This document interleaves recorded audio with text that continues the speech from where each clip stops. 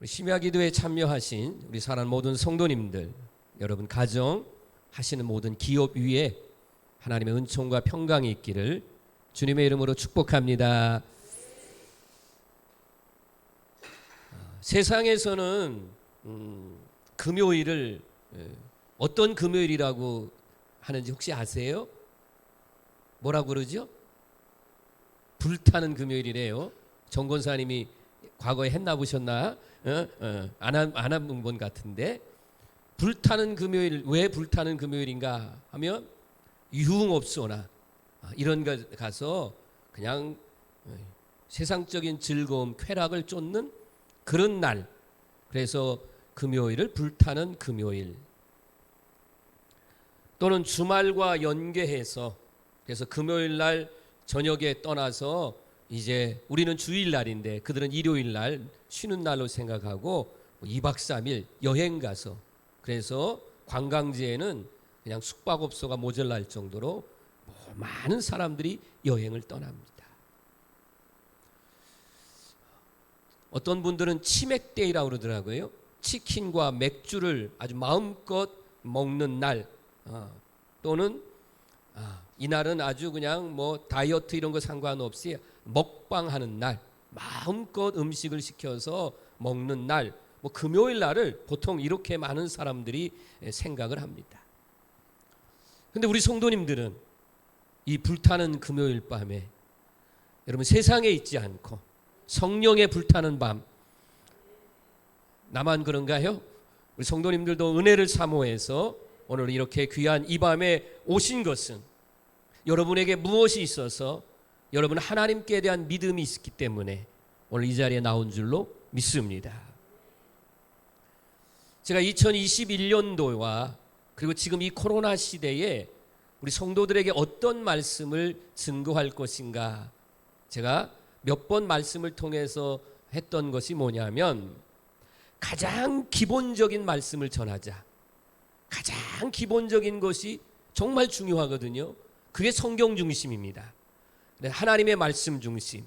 그래서 새벽 기도에도 창세기서부터 한 장씩 한 장씩 지금 강해해 나가고 있고, 그리고 하여튼 될 수 있는 한 설교의 중심이 성경 말씀 중심으로, 그리고 가장 기본이지만 중요한 믿음에 관한 말씀을 계속해서 우리 성도들에게 전하려고 합니다. 사도 바울께서 고린도후서 13장 5절에서 뭐라고 말씀했느냐 하면, 열심히 교회에 나오는데 목적이 분명해야 되잖아요. 교회는 나오는데 어떤 목적을 가지고 교회를 나오느냐? 너희에게 믿음이 있는가? 너희 자신을 한번 시험하고 그리고 너희 자신을 확증하라, 이런 말씀을 주셨습니다. 오늘 여러분이 이제부터 설교의 말씀이 선포되어질 때에 어떻게 말씀을 받아들이냐면, 과연 나는 정말 믿음에 확증할 만한 믿음이 있는가? 누가 뭐라고 해도 나는 정말로 믿음이 있다. 여러분 담대하게 주 안에서 자신감을 가지고, 누가 뭐라고 해도요, 지금 뭐 예수 믿는 사람 교회 다닌다면 아주 뭐 이상하게 눈을 치켜뜨고 막 비난하는 이때에 여러분은 누가 뭐라고 해도 나는 믿음의 사람, 나는 천원제일감육의 목사, 나는 천원제일감육의 성도라는 이런 믿음을 가지고 여러분이 그렇게 당당하게 살아갈 수 있는 그런 일들을 위해서 오늘 말씀으로 한번 점검해 보시고, 여러분 부족한 분은 채우시고 은혜 받기를 주의 이름으로 축원합니다. 국가대표 축구 선수였던 차두리라고 하는 선수가 차범근 감독의 아들이죠. 둘째 아들입니다. 이제는 선수를 은퇴하고 오산고등학교 축구부 감독이 돼서 이제는 고등학생들을 지도하는 감독이 되는데, 이 아버지 차범근 감독께서 팀 차붐이라고 하는 유소년을 길러내는 그런 일들을 지금 오랫동안 하고 있습니다. 여기에 잠깐 코치를 하러 가는 모습을 제가 보게 됐어요. 물론 TV 영상을 통해서 보게 된 거죠. 제가 주의 깊게 봤습니다. 이 중고등학교 이 학생들 차세대의 한국 축구를 이끌고 갈 그런 유소년들에게 이 국가대표를 경험한 그런 이제 감독에 대해서 이들에게 어떤 말을 할 것인가. 그랬더니만 가장 이 차두리 감독이 이 학생들에게 말하는 게 뭐냐면 기본기였습니다. 기본기였어요.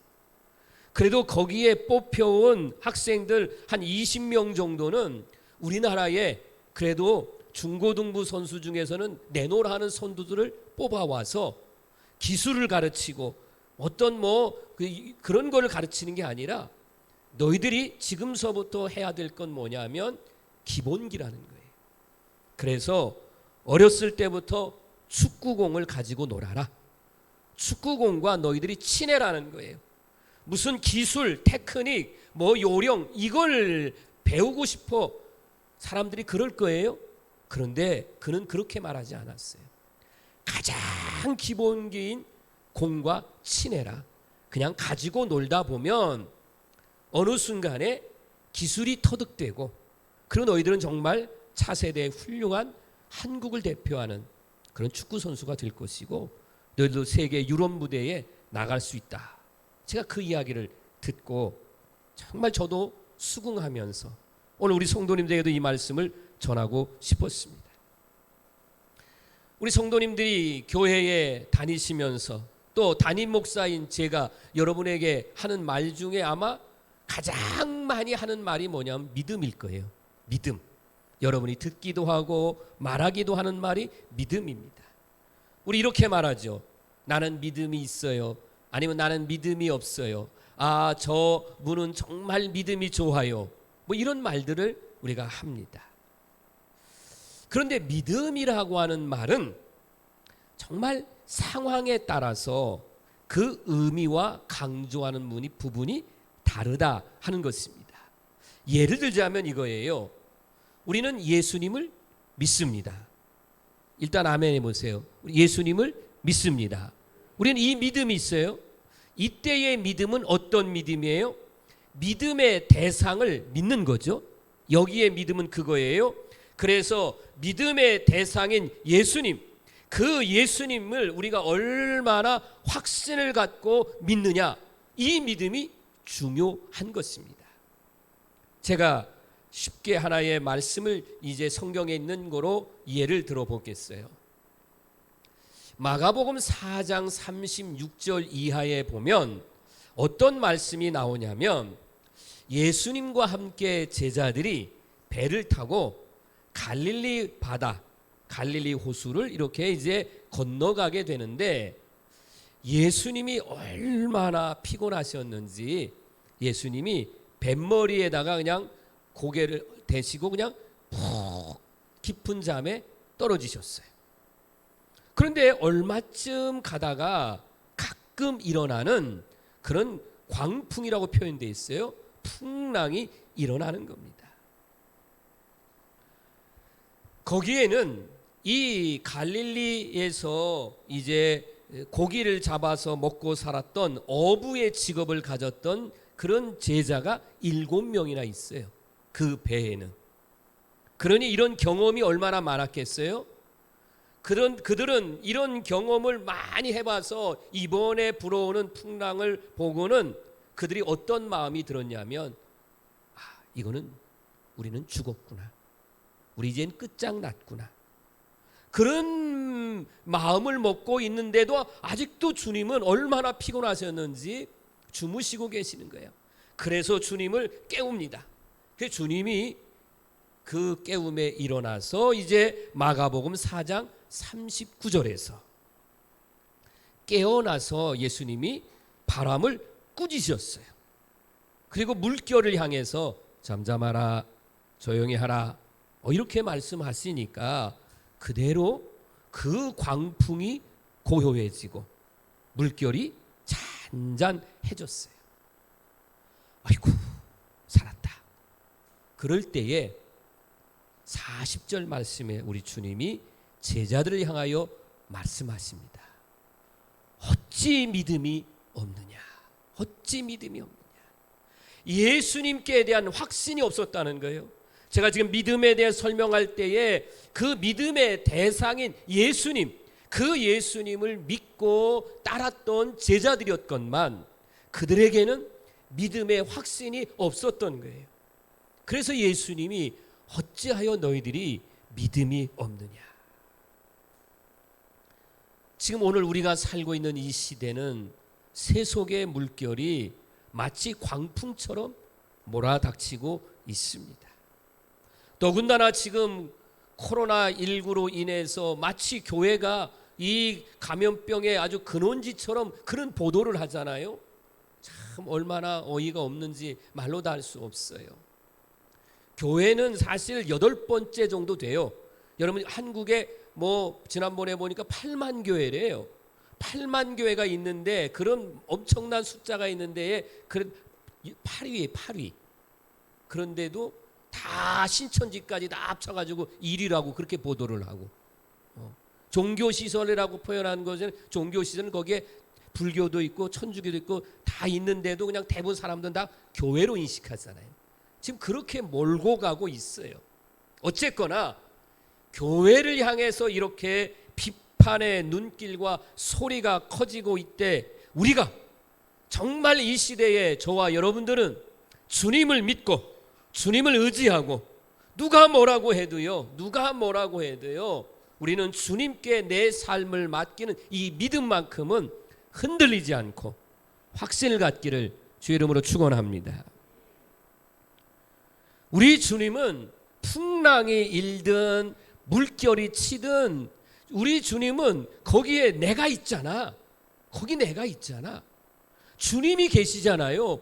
주님이 계시는 그 주님을 믿는 믿음 이거 하나 요구한 거예요. 두려워할 것도 없고 무서워할 것도 없고 그런데 제자들은 주님이 곁에 계신데도 불구하고 그 주님께 대한 믿음이 없으니까 두려움 속에 죽음의 공포 속에 그들은 떨며 그리고 믿음 없음을 그런 표현을 하고 있다는 거예요. 사랑하는 성도 여러분, 주님은 저와 여러분의 어려움을 외면하지 않으시고 제가 늘 고백하잖아요. 한 번도 떠난 적 없으시고 나와 여러분의 모든 문제를 해결해 주시고 이끌어 주시는 선하신 주님, 그 주님은 오늘 찬양의 고백을 그렇게 했잖아요. 나 주님과 무엇과도 바꿀 수 없다. 그 주님이 여러분과 함께하고 있음을 분명하게 믿고 이 인자하신 주님을 믿고 이 믿음 안에 살아가는 우리 성도가 되기를 주의 이름으로 축원합니다. 우리 주님 얼마나 따뜻하시고 얼마나 친절하시고 도와주시고 함께 하시는 그 주님, 다시 한번 말할게요. 그 주님 앞에 여러분의 인생을 맡기고 살아가는 이 믿음이 꼭 회복되어지기를 주의 이름으로 축원합니다. 또 하나의 믿음이 회복될 것이라는 것이 뭐냐면 우리는 이렇게 하나님을 믿고 우리가 이렇게 교회를 섬기고 있습니다.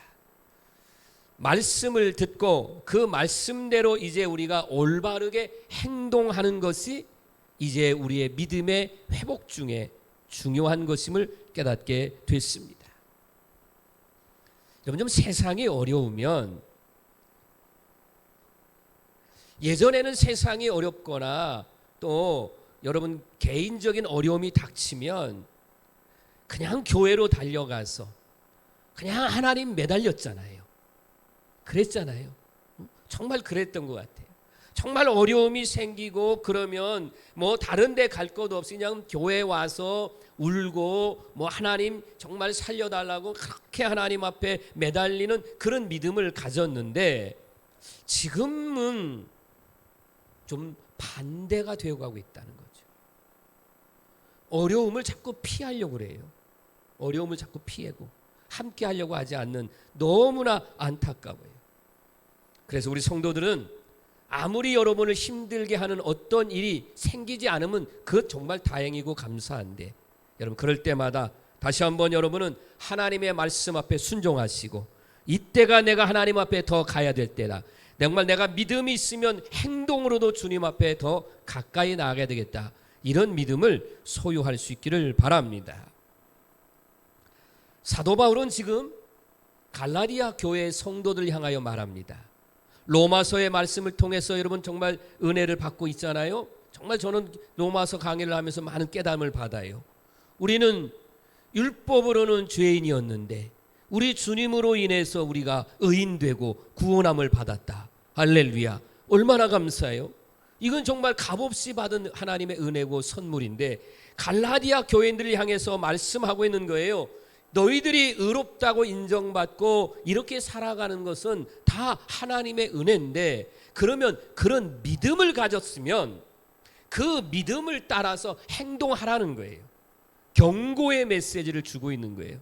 그 경고의 메시지가 우리가 흔히 콩 심은 데 콩 나고 팥 심은 데 팥 나는데 안 하면 잘못됩니다, 이거로만 우리가 말씀을 해석할 때 있는데 그 정도가 아니에요. 다시 한번 갈라디아서 6장 7절을 볼까요? 시작. 스스로 속이지 말라. 하나님은 업신여김을 받지 아니하시나니 사람이 무엇이든지 심든지 그대로 거두리라. 아멘. 이 말씀은 믿음이 있다 하면서, 그런데 믿음이 있다고 하는데 행함이 없는 거예요. 이것은 나 스스로를 속이는 행위가 된다는 겁니다. 잘못 생각하고 있다는 거예요. 착각하고 있다고 하는 것입니다. 실제로는 믿음이 없는데 우리가 쓰는 말이 있잖아요. 믿음이 있는 척. 무슨 척, 무슨 척. 이거 하지 말라는 거예요. 하지 말라는 거예요. 여러분, 내가 믿음이 없는데 믿음 있는 척하고 행동을 하면 나를 속이고 다른 사람을 속일 수는 있지만 누구는 못 속인다? 하나님은 못 속인다는 거예요. 하나님은 조롱당하지 않는다는 거예요. 업신여김을 당하지 않는다는 거예요. 그러니까 우리 믿음의 성도되어 여러분에게는 믿음이 있습니다. 저는 여러분이 믿음이 없다라고 말하지 않은, 믿음이 있으니까 오늘도 이 금요일 밤 이 자리에 나왔거든요. 제가 늘 하는 얘기지만 절대로 목사인 저는 여러분을 무시하지 않아요. 무시해서도 안 되죠. 여러분 믿음이 있어요. 아멘 하세요. 여러분 믿음이 있습니다. 믿음이 있으면 믿음 있는 행동을 하라는 거예요. 그게 마땅한 거잖아요. 믿음이 없는 사람이 믿음 있는 척 행동하는 것은 그건 위선이에요. 그건 속이는 거예요. 그런데 여러분은 분명하게 믿음이 있어요. 그 믿음을 가지고 생활하라는 거예요. 야고보서 2장 14절. 여러분 믿음이 없는데 믿음 있는 척하고 행동하면 유익도 없다는 거예요. 그리고 자기 스스로도 구원함을 얻을 수 없다라는 말씀을 하고 있고요. 이런 믿음을 가진 사람을 향해서 17절에는 뭐라고 말했느냐면 이 사람들은 죽은 믿음이다. 그 자체가 죽은 것이라 이렇게 말씀하고 있습니다. 제가 돌아오는 주일날 이제 내일 모레잖아요. 그래서 오늘도 하루 종일 이렇게 말씀을 준비하고 또 내일도 다녀와야 되니까, 그래서 제가 사도행전 2장 42절부터 47절까지의 말씀으로 살아있는 믿음과 교회라고 하는 제목을 이제 주보에다가 다 만들어 놓고 그리고 이제 다녀오려고 해요. 정말 우리 교회는 크게 아멘하세요. 살아있는 믿음, 말씀대로 행하는 믿음, 이 믿음이 회복되시길 바랍니다. 그런 교회가 되기를 바라요. 2021년도 앞으로도 우리가 어떤 상황이 전개될지는 모르지만 그러나 우리에게는 뭐가 있느냐? 믿음이 있다는 거예요. 그 믿음을 가지고 믿음대로 행하면 심은 대로 거둔다고 그랬어요. 하나님은 심은 대로 거두는 역사 반드시 이루어질 줄로 믿습니다. 우리 성도님들 믿음하면 떠오르는 성경 장이 있는데 몇 장이죠? 히브리서 11장. 그죠? 히브리서 11장을 일명 믿음장이라고 이렇게 말하잖아요. 믿음은 바라는 것들의 실상이요 보이지 않는 것들의 증거니라고 하는 말씀으로 시작되면서 30여 명의 믿음의 선조들의 그 믿음에 관한 이야기를 말씀으로 기록해 놓았습니다. 그런데 그대로 한번 놔봐주세요. 믿음은 바라는 것들의 실상이라고 했을 때에 우리는 내 개인적인 소망, 내 개인적인 바람, 기대 이런 것들을 생각할 수 있는데 그 말씀이 아닙니다. 내 개인적인 소원이 안 이루어질 것 같은데 이루어지기를 바란다, 이런 것을 믿음으로 표현하지 않았어요.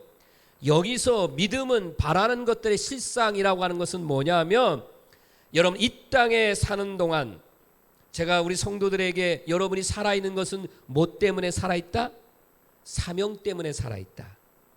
여러분이 지금 살아계시는 것은 왜 살아있느냐? 하나님이 아직도 여러분을 사용하시기 때문에. 뭐 하려고? 하나님의 나라의 그런 일꾼으로 사명을 주셔서 일하기 위해서. 그래서 내가 하나님의 일을 하기 위한 사명, 그것이 반드시 이루어진다. 그리고 또 하나는 뭐냐면 천국입니다. 하늘나라입니다. 하늘나라. 본래 우리가 돌아갈 하나님 나라에 대한 약속을 지금 말씀해 주시고 있는 것입니다. 애매모호한 말 같지만 우리는 통일기도회를 할 때도 언제 통일이 이루어질 것이냐, 하나님의 때에 하나님의 방법으로 통일이 이루어질 줄로 믿습니다. 우리 그렇게 기도했어요. 누가 보면 참 애매하다. 날짜를 딱 정해놓고 뭐 확실하게 해야지 어떻게 하나님의 때에 하나님의 방법으로 이루어진다. 이건 좀 애매모호한 것 같지 않냐. 그러나 저는 하나님의 약속을 믿습니다. 하나님의 때는 그건 하나님이 정하신 것이지 내가 정할 수 있는 것은 아니에요. 다만 뭐냐, 하나님의 때에 하나님의 방법으로 우리는 이루어질 것을 믿는다는 거예요. 우리는 그걸 바람이죠. 우리는 통일이 이루어질 것을 바람, 하나님이 이루어 주신다, 우리는 바라는 거예요. 믿는 거예요. 확신하는 것이에요. 믿으시길 바랍니다.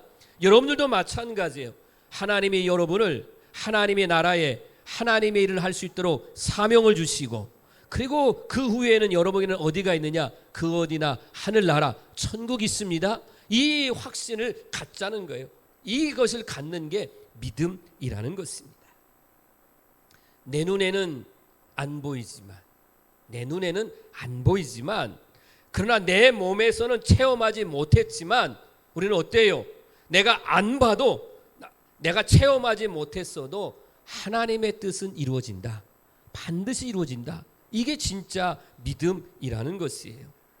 여러분, 믿음의 조상 아브라함, 갈 바를 알지 못했으나 하나님을 믿었고, 그리고 하나님의 뜻대로 갔더니만 결과는 믿음의 조상이 되고 축복의 조상이 됐다. 할렐루야. 노아라고 하는 분은 어때요? 노아는 비가 오지도 않는 때에, 그것도 바닷가에서 방주를 만드는 게 아니라 산중턱에서 방주를 만들어요. 120년 동안. 그러나 어때요? 120년 후에는 노아의 8 식구는 구원함을 입었잖아요. 그러므로 우리 믿음의 성도되어 이 땅에서 사는 동안 하나님이 말씀하시는 것은 하나님의 때에 이루어집니다. 이 분명한 믿음을 갖자는 거예요. 여기서 꼭 하나 기억하셔야 될 말씀이 뭐냐면, 그렇게 믿음을 가지고 살아갈 때에 따라오는 것이 있어요. 그게 고난이라는 겁니다. 고난이라는 것.